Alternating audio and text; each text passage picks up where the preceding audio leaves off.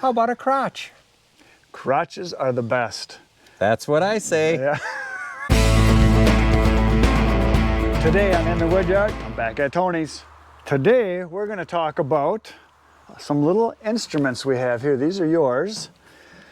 This is 4 totally different moisture meters. These are mine, those are Tony's. And what we're going to do is we're going to, number one, show you how they read differently, because they do.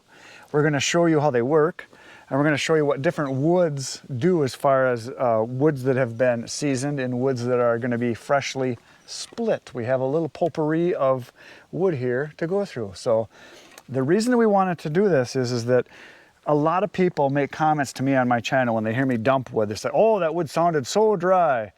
Yes, but I know it's dry because of how old it is. I know it's dry because I do moisture test it.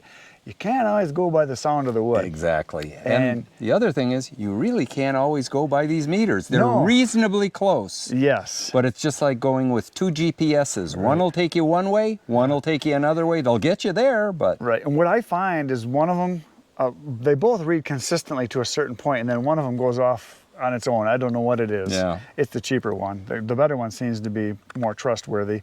But we're going to compare them and see what we get and just give you an idea of things. Now, this wood that's on the tailgate here that you see, we have a bunch of different kinds. This is all at least a year, if not more than a year old. I have a piece of basswood. I have a piece of birch. I have a piece of cottonwood, I have a piece of hickory, I have a piece of Bur Oak, I have a piece of Locust, I have a piece of white pine, there's 3 pieces of maple, what did I say this was? Red oak and ash. These are ones that have all been seasoned. This is kind of the wood that I have in my wood yard right now that's ready to be sold. And then we have a piece of popple or aspen, which you see down here. Then I have is that a box elder, I think is what I grabbed? Yeah, box elder. Then a piece of red oak, and then a piece of black locust, a piece of honey locust, a white pine, a cherry, another cherry that we think might be aged because there's no bark on it. And this is a piece of white oak, but we just split this with the splitter a little while ago. So we put that off to the side because it looks like it's an aged piece, but it's not. It's not a seasoned piece. It is actually a piece that has just been split. So we're gonna take a look and see what happens. Okay, so now a little bit on the moisture meters. These are all for testing firewood, and they all work with a 9-volt battery in the back. All of these, I can show you that. I can get the back cover off. There we go, there's a 9-volt battery in all these. And they all work with a prong system, and what it does, for people that don't know, is you turn it on and you stick the prongs into the wood, and what it does is it senses the amount of current it takes to go between the 2 prongs. Correct. And the more moisture, the faster the current flows, the higher the number. That's basically how they work, correct? And then, so yeah, that's it. And you want to poke it in and test it. So one way to do it, a lot of people don't realize, is that you can test it right on the ends of the wood. You can go on the inside, but by far the best way is to right in the middle. Right in the middle, is to split it and check the middle of the wood. So I'm gonna go through these, and we're gonna test each one of these meters here. So I'm gonna have you do the meters. Okay. We'll set them right here, and I'm gonna grab the camera. Okay, so here we go. We're doing some tests. And I'm pushing it in. And that is a piece of basswood. 10% is what it comes up with. 11%, 10, 11% on the end. Yep. It's kind of bouncing around. That's the first one. And then test the this side. And there you're at 11, 12% again. So that consistent. Wood, and that should be what that wood is. But we're going to split them later, and we're going to check them again. So next, let's do this. Do another meter. Do another meter. That's a good idea. Here's the second meter now. And there you're at 10. Yep, right around 10. Okay, so it's reasonably consistent. Yep, and then we'll check this end. And you're at 7, 8. Yep, okay. And then let's check the next one there.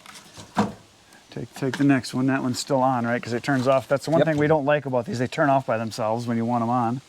But it's supposed to save the battery. There you're at 11, 111 for the end. There you go. That's pretty good. That's consistent. And then check this end here.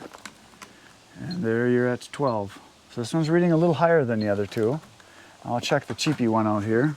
And I call it the cheapy one because it was 20 bucks. And it seems to work sometimes. There you go. There she goes. Yep. And it's got 4 prongs, and that says 13, 12, 12, yep. Okay, so let's go to the next one. And on the end, you are getting, oh, at 11. So all these are reasonably close. Yep, they're all pretty darn good. The big difference that I have found with my 2 meters when I do it is if I go to the real high numbers or the real low numbers, they don't match up. They're several percent off, like 3-4% difference, which is a lot. Yeah. So yeah, the difference between 23 and 24% versus 19 or... But it's usually not in that range. Usually the range where they're not consistent is when I get down to wood that's really dry, that I know is like 7, 8 years old, stored in a shed, because I've tested some of that. And my good meter will read like 6%, 7%. And the other one either won't read at all, or it never goes below 8. It's just like it stays at 8. It's weird. I don't know what it is. And then once in a while, I'll test another spot and it'll pop and it'll come up and it'll say 3%. Whereas the other one, I go all over on the wood and it's consistent 6%. Chris, why don't you throw that one away? Because I want it as a guide that I know that it's like if I lose the other one or if I want to really compare to make sure the other one's accurate, it's like, yeah, it's accurate. Because it's in the middle, it's fine. Anything from like 11 to about 30, right in there, it seems to be really close. So okay, and which is really all I need to know. Yeah, you just need to know anything below 20. Yes. So here we got a piece of birch. Okay, we're going to check out, and we'll this start will with the number outside. one. It might even be wet on the end, so I don't know what it's going to score. Oh, look at that, 2%. Yeah, it was a year ago. 14%. See, that's more believable. Okay. Yeah, that's probably what it is. Check another one here. We don't have to do all of these. I just thought we would check some of the wood. There you're at 16, 15. And I know you guys are seeing us upside down, but we're reading them out, so. Oh, I can remedy that. It says 3%. So the end is really dry. Yeah. I think what it is it's the fibers are opened up, so it's not contacting much. So this, again, we're checking the outside of the wood. I'd say let's try oak or hickory here and see. Try this cottonwood right here. This piece, just try, and let's just do 1 meter reading on this. Try this cottonwood right here. Just see what you get. Look at that. 21%. But that was a piece I grabbed off the top of the pile, and it did rain recently, so it might have absorbed a bunch. No? Look at that. Still 22. Reading 22. Huh. And this is light and dry compared to when I cut it. This is extremely. So that means when I first cut this, it basically was water. Yeah. So what else you want to try? Here's a piece of hickory. Try this one right here. Let's just see what this one says. Let's do one of yours here.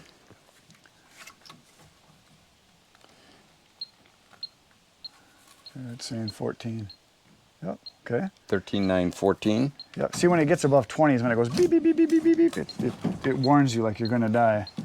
And there's a 15. And I know this wood here is about, this is not shagbark hickory, this is smoothbark hickory, which is also known as bitternut, for those of you that want to know. Okay. So what else? Well, here's a piece of Bur Oak. Test one of those, which I just do 1 meter reading just to kind of see what we got here. That's a piece of Bur Oak, and that's about 1.5 years old.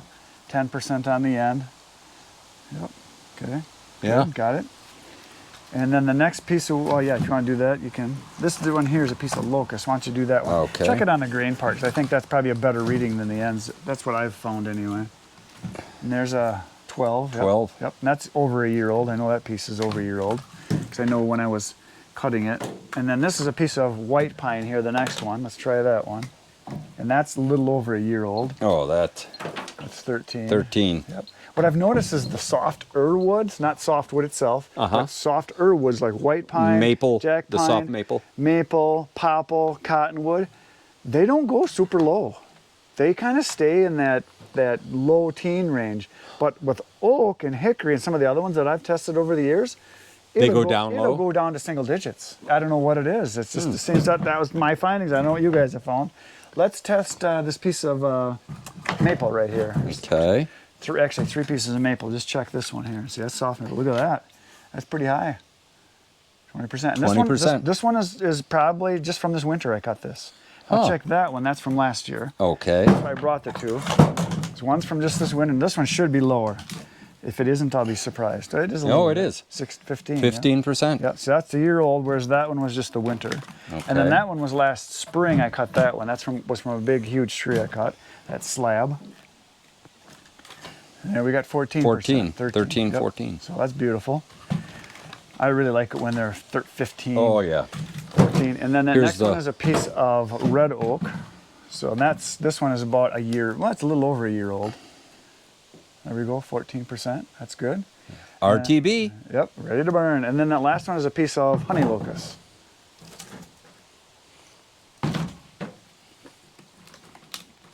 And there we're at about 18%. Yep.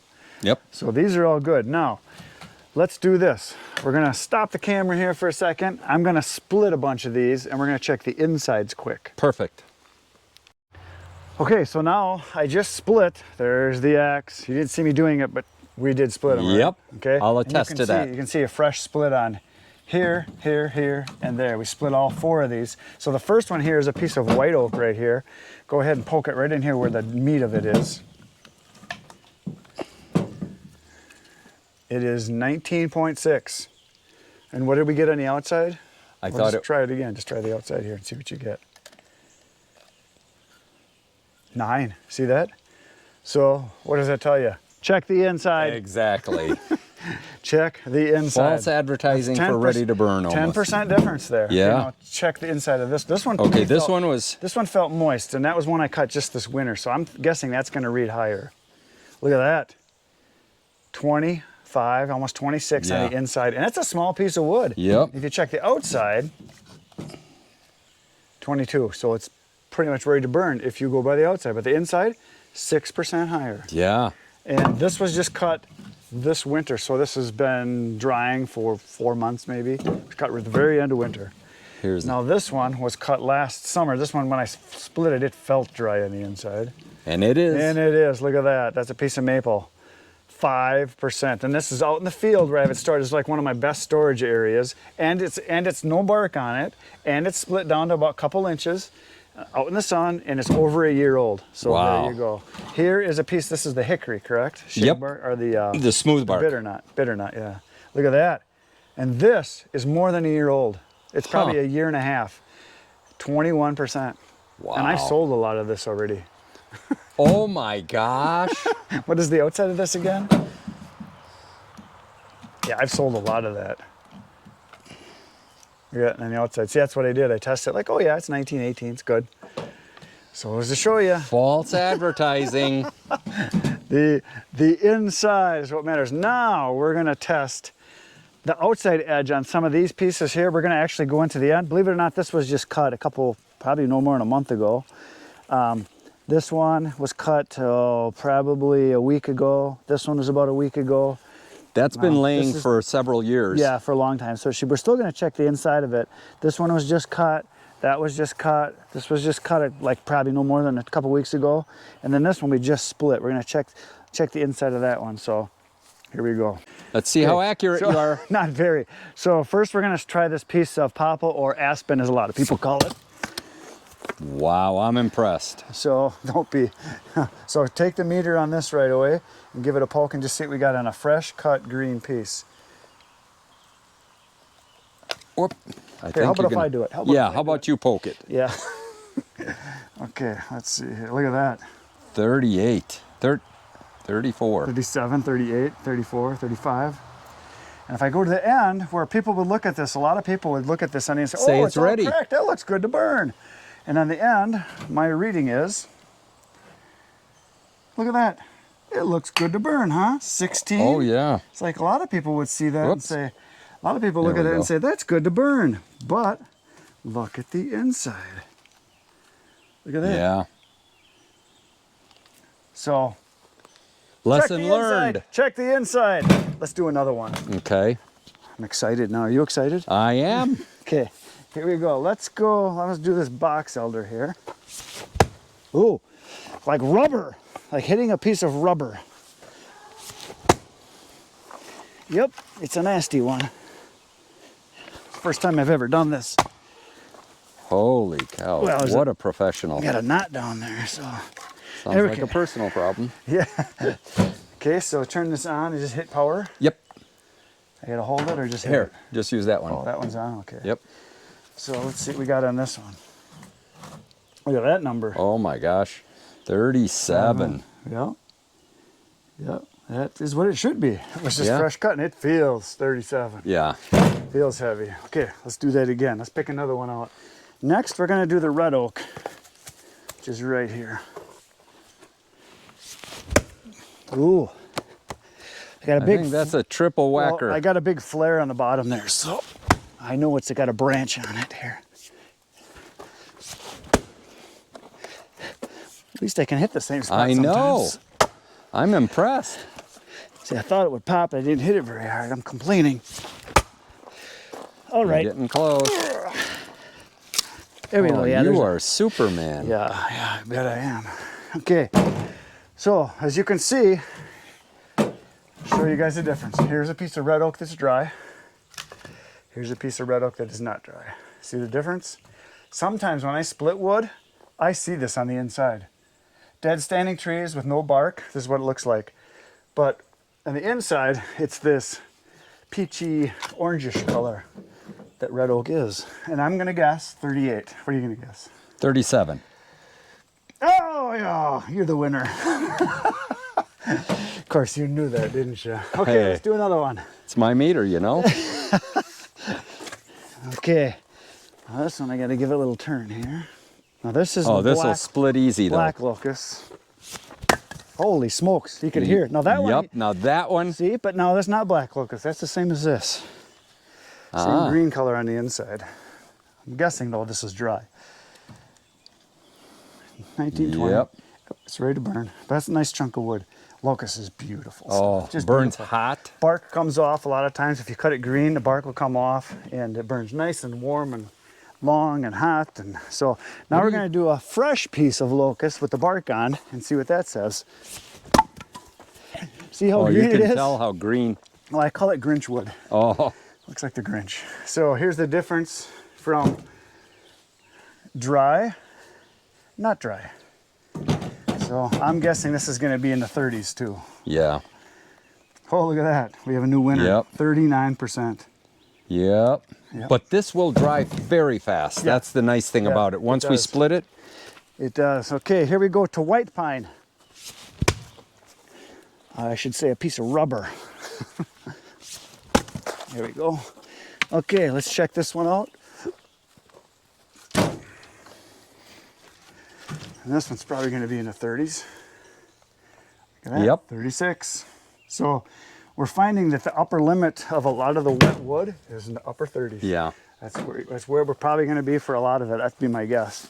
This cherry might be a little drier because it sat for 2 months before I cut it because it was in a log form. Oh, does that split nice or what? Oh, I love the cherry. Yeah, it's just feel the inside. You feel it. It's just not that wet. It's not like the red oak or the locust. I'm guessing this is going to be 30-ish. Oh, yeah, there you go. Are you snorting wood again? Oh, cherry smells so good. Awesome. Okay, and that's the other reason I like cherry. Well, a lot of reasons. Number one, beautiful wood. It cuts easy. It Smells splits great. easy. It smells great. It dries fast. It burns fantastic. It doesn't burn, it doesn't put as many BTUs as some of the premium, the hickories and the oaks. Get the camera up there a little bit, Chief. There you go. You can see me. Gotta have my pretty face. Okay, let's do another one. Okay, now this piece of cherry here was one from Tony's pile that had no bark on it. So I'm guessing it's gonna be partially dry already. We'll find out. Yeah, it's dry. You can see right away. You can hear it. Yeah. I'm guessing it's gonna well, it's gonna be in the 20s. Yeah. 22. Yeah, so you probably could This burn was it. sitting around on a property for the last 5 years, so. Oh, yeah. So now this one is a piece of white oak that we just split today. And Let's see how good you are. That is a small target. Yeah, I'm not used to things that small. Oh, look at that, I got it. What are you talking about? Here we go, here it is. This is this one, I can feel it's wet. See, we split this, maybe a couple hours ago? And it's kind of dry, whereas right here I can feel it's actually wet. So this one should be in the 30s. Upper 30s, for sure. Oh, yeah. 38. Yep. And the only wood that I've ever tested with a moisture meter that's been into the 40s has been cottonwood. It was like 46 or 7%, so 50% water. It was juicy. Well, willow. That's another one that's huge. Yes, yeah, that's kind of a real soft wood, very moist wood. Fresh boxwood is another one that I get that is on the upper limits as well. Sure. Okay. Or box elder. Box elder. Yeah. Well, what's our takeaway? Okay, so use your meter. Get a meter and use it. That's the takeaway. You don't know until you know. That's true. And the meter is the best way, bar none. Even if you have a bad meter, it's only going to be differential of 2 to 3%. Yeah, unless that cheapy one of mine where it sometimes goes on the high ends, it goes weird. But another thing that I do sometimes when I'm splitting wood, if I get a bunch of, say, barkless oak on a load, and there is pieces in there that look like this piece of cherry that are like this, where the bark is gone, and I can see that it's been gone, and you can look on the outside of this, you can see cracks going all the way up, all the way through this. Into the wood, you can see cracks like this. And if you can see these cracks, you know the whole thing is shrinking and drying, but you still don't know the inside. But I will split it, and when I split it, a lot of times you can just feel with your hand, like right now you're feeling this. You can feel this is wet. Damp. And this popple here, this aspen, you can feel it. It's wet when you very first open up. But if you check it an hour later, it's in the sun, it'll feel dry. Yeah. You got to do it right away. Until you split it. And the other thing that I do, like I was mentioning, when I'm splitting wood, if I split a piece like this and it looks dry, and I know I've got a lot of wood orders coming, and I'm on a pile of barkless oak, I will take this piece and I put it up to my lips. And the reason I do that is your lips are more sensitive than any of the other skin on your body. And I actually put my lips like I'm kissing it, and I can feel a little bit of moisture on it. You don't have to swap with me. No, please. But you can actually feel the moisture on this. And this piece of aspen here, yeah, it's cool. It just feels cool, temperature-wise cool, not Fonzie cool. And this piece of, how would you like that one? Oh, that was pretty good. Okay, and you can see this piece of red oak here.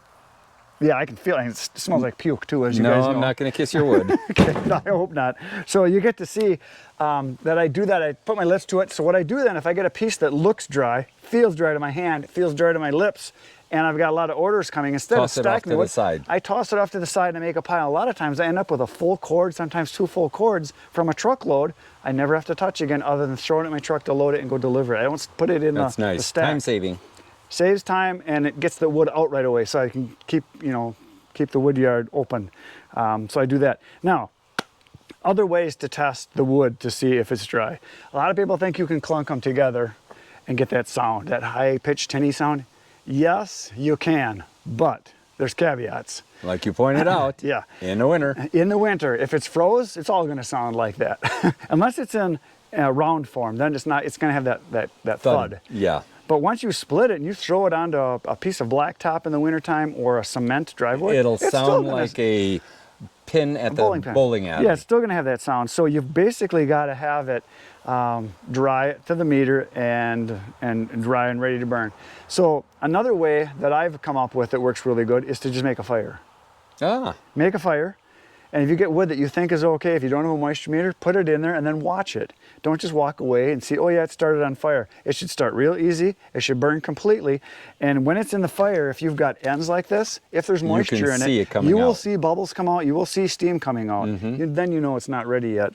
And the reason you want it to be dry, as we talked about this, the people we're selling, that I'm selling to, they want wood to burn now, tonight. Tonight they're having a fire. That's why they called me.